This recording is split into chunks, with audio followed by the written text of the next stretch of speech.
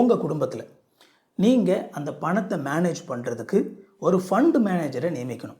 Means இந்த இடத்துல fund manager அப்படின்னு சொல்லி சொன்னோம்னா யாரோ ஒருத்தருக்கு சம்பளத்துக்கு வெளியாள கொடுத்து நம்ம ஃபண்டு மேனேஜ் பண்ணிக்கணும்னு சொல்லி சொல்ல வரல. உங்கள் குடும்பத்திலேயே ஒரு ஆளை உங்களுடைய அந்த பணத்தை மேனேஜ் பண்ணுறதுக்கு நீங்கள் நியமிக்கணும். அந்த ஆள் சரியான விதத்தில் பணத்தை கையாள தெரிஞ்ச நபராக இருக்கணும். பல குடும்பங்களில் பணத்தை சரியான விதத்தில் இந்த மாதிரி மேலாண்மை பண்ணாதனால அவங்களுக்கு எவ்வளோ வருமானம் வருது, அதை நம்ம எப்படி செலவு பண்ணுறோம் அப்படிங்கிற ஐடியாவே இருக்காது. ஹஸ்பண்ட் ஒய்ஃப் 2 பேருக்குமே கொஞ்சம் வருமானம் வருதுன்னு வச்சுக்கோமே. இதில் பல குடும்பங்களில் பாசம் அப்படிங்கிற பேரில் ஹஸ்பண்டோடைய அக்கௌண்ட்டில் ஒய்ஃபுக்கும் ஆக்சஸ் இருக்கும். அவங்களுக்கும் இந்த கீவேர்டு பாஸ்வேர்டு எல்லாமே தெரியும். அதுமாதிரி ஒய்ஃபோட அக்கௌண்ட்டோடைய பாஸ்வேர்டு எல்லாமே ஹஸ்பண்டுக்கு தெரியும்.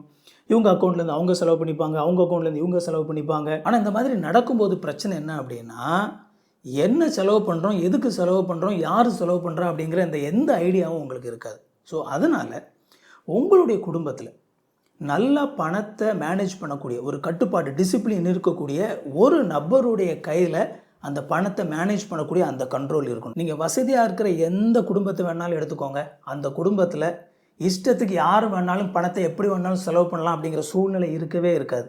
அந்த குடும்பத்தில் ஒரு ஆள் ஒரு தலைவர் மாதிரி இருந்து அந்த ஃபண்டை கண்ட்ரோல் பண்ணிவிட்டு சரியான விதத்தில் அதை மேனேஜ் பண்ணிட்டு இருப்பாங்க.